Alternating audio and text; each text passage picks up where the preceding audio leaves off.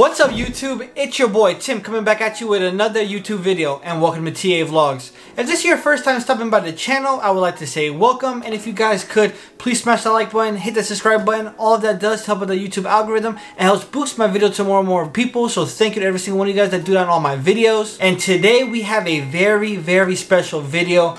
Probably, I'm calling it right now, this might be my sneaker of 2023. Yes, I know it is early, it is only March. I have seen some of the shoes that are slated to drop this year. Now we might have a surprise one or two pairs that might shake this up, but I think this might be the best shoe to drop all year. So we're gonna get this unboxing started. Now I wasn't able to hit this on the shock drop. Luckily, shout out to my sister. She came through in clutch time and was able to grab me this pair. And as you guys can see the little sneak peek, you see it? Now luckily I do own the 2010 version of this pair right here, and we'll do a little comparison for you guys to show you how good or how bad Nike did do the yellowing on the heel tab and that midsole. But let's go over the details right here. Now I was able to get the Air Jordan 3 white cement reimagined. And yes, they're doing that vintage, that 1988 style box. So we see the distressing on the outside of the box. Traditional Air Jordan 3 box. Right here, size 11, true to size. I have been seeing some videos that said it might run a little big. So you might want to just, if you can, test it out. But I would say just be safe, go true to size. Do not go up half a size because it might be too big. Alright, so continuing with the box, I'm going to look on the inside. So we do have the distressing on the inside of the box, which is cool. We have the traditional elephant print tissue paper.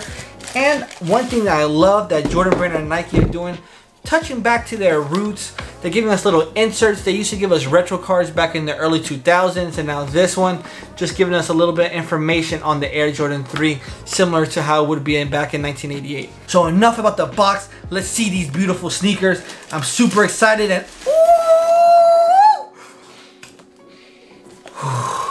that smell, Air Jordan brand new smell, bro.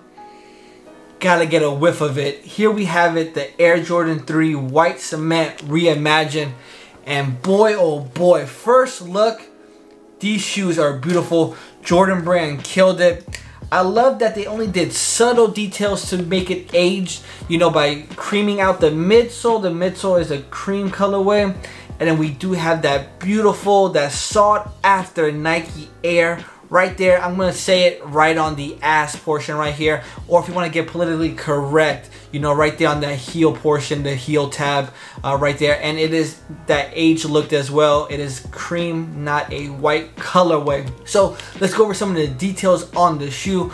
We have the standard white leather around the uppers right there. It is a tumbled leather, so it does look pretty good. We have a more smooth leather going around the mud guard of the shoe. For the midsole itself is a cream and a black midsole. Coming out to the outsole, we have gray, red, and white, and that beautiful Nike branding. Back on my 2010 pair, it does say Jordan on the bottom. Let's see, we went over the heel tab, so we have Nike Air right there on the heel tab. For the laces, is the traditional white laces, so that's super stock on every Air Jordan 3 white cement. And then for the tongue, we do have a perforated leather with the red Jumpman stitched in at the top. They're not playing with that. For behind the tongue, we do have some red cotton material, and for the traditional sock lining, it is a all white on white, that A1 Perico cocaine white. And then for the insole, we got the all red insoles, them red bottoms.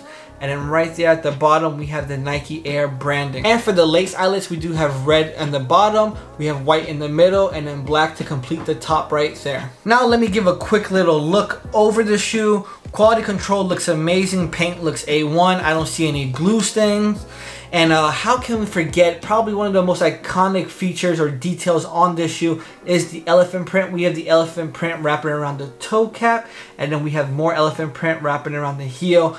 Now this elephant print is a lot different than the 2010 version. I would say this is almost as similar to the 1988 version as possibly can get.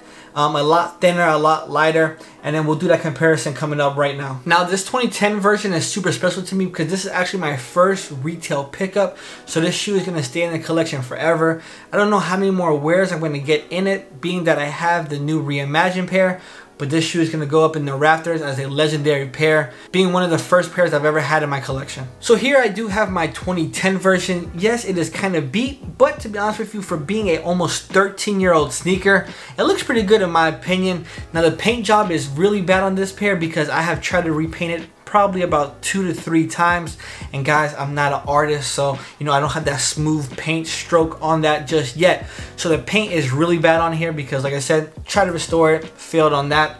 But let's go over some of the main similarities and some of the differences. Leather quality on both pairs are amazing. Obviously it's a white cement colorway, and probably one of my most favorite details on it is the heel tab right here.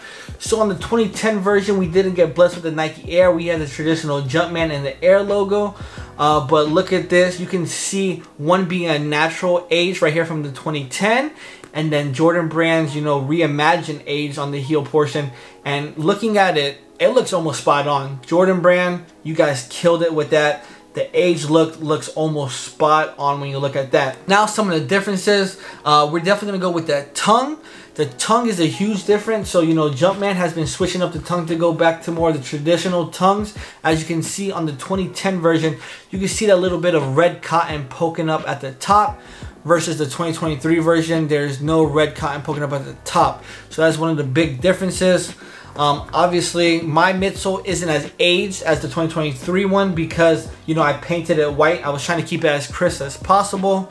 The tongues are different for the leather as well, not only just the red cotton, but as you can see on the 2010 version right here, this is the 2010 version, they continue that pebble leather on the tongue, but for the 2023 version, it is a more of a smooth leather. And for the 2023 version, the perforation holes is a lot bigger than the 2010 version. And as we switch to the outsoles, as I was saying earlier in the video, the 2023 version has Nike and the 2010 version has Jordan. And probably one of the biggest differences of the shoes is the elephant print material. So for the 2010 version, it is a lot thicker and darker.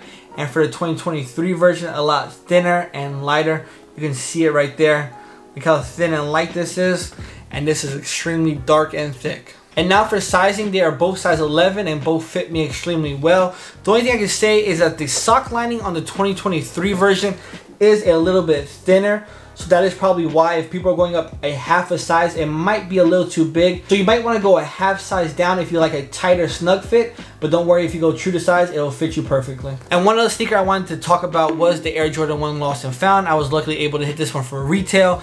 Now Jordan Brand is starting to do this with some of their sneakers. We're rumored to get another reimagined sneaker later this year, whether that be the Royal or the Black Toe. And 2024, we do have a rumor for an Air Jordan 4 Bread reimagined. And I am liking the Air Jordan 3 versus the Air Jordan 1 Chicago Lost and Found, just because the aged look was a little too much on the Air Jordan 1 Chicago. I just like the little, you know, the aging on the midsole and the aging on the pull tab. Here we have the crackling leather. Here we have the aged midsole, the aged tongue, the aged outsole. So just a little too much, but both beautiful shoes in my opinion. And guys, in the comment section below, let me know which ones you guys would choose, the Air Jordan 1 Lost and Found or the Air Jordan 3 reimagined. And as you guys know, on this channel, we give every shoe a rating from 1 to 10. And if you guys can't already tell, this shoe is a perfect shoe in my opinion. 10 out of 10. Probably one of my top 5 sneakers of all time. And just for some release information, this shoe is dropping March 11th, so you do have a couple more days to enter those raffles, and you should be seeing these at all your local retail shops. Now resale for this shoe is sitting at about $400, similar to the Air Jordan 1 Lost and Found.